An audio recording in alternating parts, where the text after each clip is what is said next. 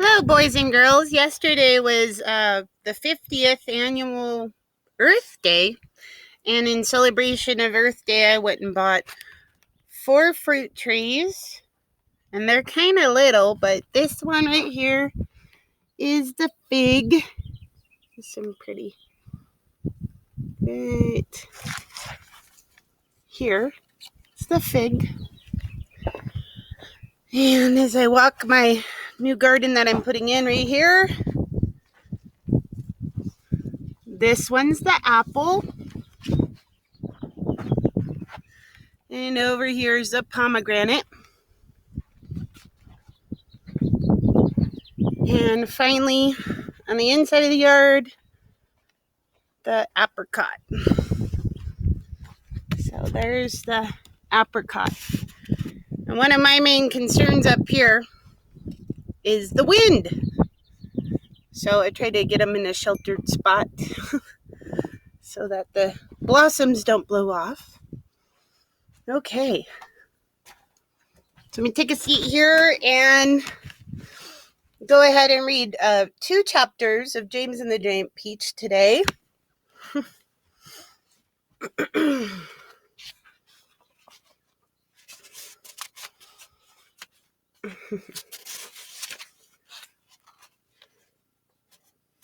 So we're on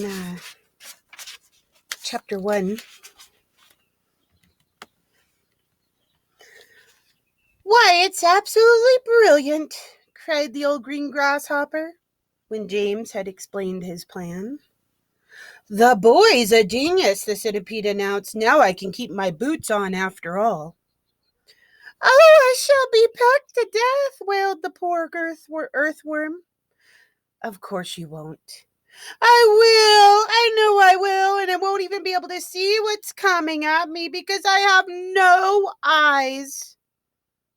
James went over and put an arm gently around the earthworm's shoulder. "I won't let them touch you," he said. "I promise I won't, but we've got to hurry. Look down there." There were more sharks than ever now around the peach. The water was boiling with them. There must have been 90 or 100 at least, and to the travelers up on top, it certainly seemed as though the peach were sinking lower and lower into the water. So there's the photo of James comforting the earthworm. "Action stations!" James shouted. "Jump to it. There's not a moment to lose." He was the captain now, and everyone knew it. They would do whatever he told them. "All hands below deck except earthworm," he ordered. Yes, yes, they said eagerly as they scuttled into the tunnel entrance. "Come on, let's hurry." "And you, centipede," James shouted, "hop downstairs and get that silkworm to work at once. Tell her to spin as she's never spun before. Our lives depend on it, and the same applies to you, Miss Spider. Hurry on down. Start spinning." So that was quite a short chapter. On to chapter 22. It was a little bit longer. In a few minutes, everything was ready. It was very quiet now on the top of the peach. There was nobody in sight, nobody except the earthworm. One half of the earthworm, looking like a great, thick, juicy pink sausage, lay innocently in the sun for all the seagulls to see. The other half of him was dangling down the tunnel. James was crouching close beside the earthworm in the tunnel entrance, just below the surface, waiting for the first seagull. He had a loop of silk string in his hands. The old green grasshopper and the ladybug were further down the tunnel, holding onto the earthworm's tail, ready to pull him quickly in out of danger as soon as James gave the word. And far below in the great hollow stone, that's the pit of the peach, the glowworm was lighting up the room so that the 2 spinners, the silkworm and Miss Spider, could see what they were doing. The centipede was down there too, exhorting them both frantically to greater efforts, and every now and again James could hear his voice coming up faintly from the depths, shouting, "Spin, silkworm, spin! You great, fat, lazy brute! Faster, faster, or we will throw you to the sharks. Here comes the first seagull, whispered James. Keep still now, Earthworm, keep still. The rest of you get ready to pull. Please don't let it spike me, begged the Earthworm. I won't. Shh. Out of the corner of one eye, James watched the seagull as it came swooping down towards the Earthworm. And then suddenly it was so close that he could see its small black eyes and its curved beak, and the beak was open, ready to grab a nice piece of flesh out of the Earthworm's back. Pull! Shouted James. The old green grasshopper and the ladybug gave the Earthworm's tail an enormous tug. And like magic, the Earthworm disappeared in the tunnel.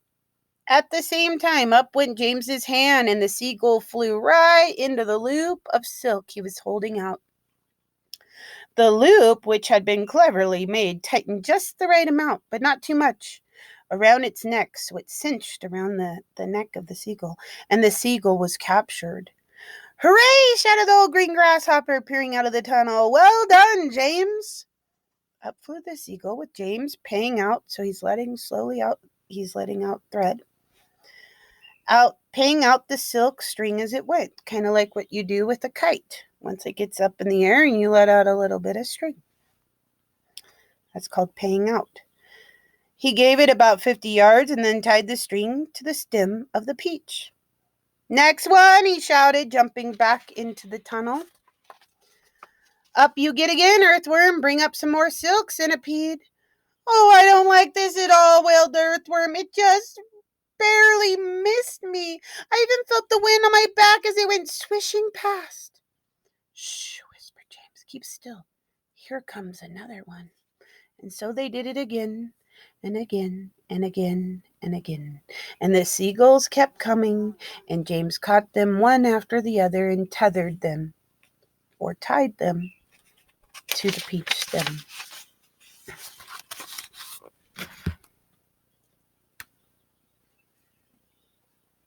Here's the Earthworm getting yanked back in. An old green grasshopper. That was the first seagull. You can see the loop of it, the thread around its neck.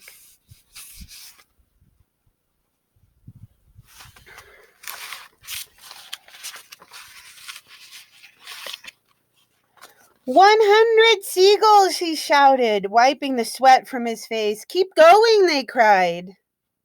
"Keep going, James." 200 seagulls! 300 seagulls! 400 seagulls! The sharks, as though sensing they were in danger of losing their prey, were hurling themselves at the peach more ferociously than ever, and the peach was sinking lower and lower in the water. 500 seagulls! James shouted. "Silkworm says she's running out of silk," yelled the centipede from below. "She says she can't keep it up much longer, nor can Miss Spider." "Tell them they've got to," James answered. "They can't stop now." "We're lifting," somebody shouted. "No, we're not. I felt it. Put on another seagull, quick." Quiet, everybody, quiet. Here comes one now. This was the 501st seagull. And the moment that James caught it and tethered it to the stem with all the others, the whole enormous peach suddenly started rising up slowly out of the water. "Look out! Here we go! Hold on, boys!" But then it stopped. And there it hung. It hovered and swayed, but it went no higher. The bottom of it was just touching the water. It was like a delicately balanced scale that needed only the tiniest push to tip it one way or the other. Kind of like when you see a helium balloon that's lost its helium and it's able just to kind of float in the middle of the room, but it's not rising anymore, but it's not falling, it's just suspended. The bottom of it, "Oh, one more will do it," shouted the old green grasshopper looking out of the tunnel. "We're almost there." And now came the big moment. Quickly, the 502nd seagull was caught and harnessed to the peach stem. And then suddenly, but slowly, majestically, like some fabulous golden balloon. With all the seagulls straining at the strings above, the giant peach rose up, dripping out of the water, and began climbing toward the heavens, just like a hot air balloon. And I just want to show you right here with the inflections and how I know to sort of read it a little bit slower are those dots right here.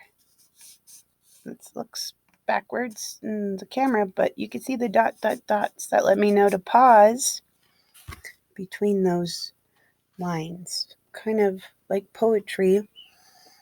Okay. There's a picture of the peach being pulled, floating into the sky.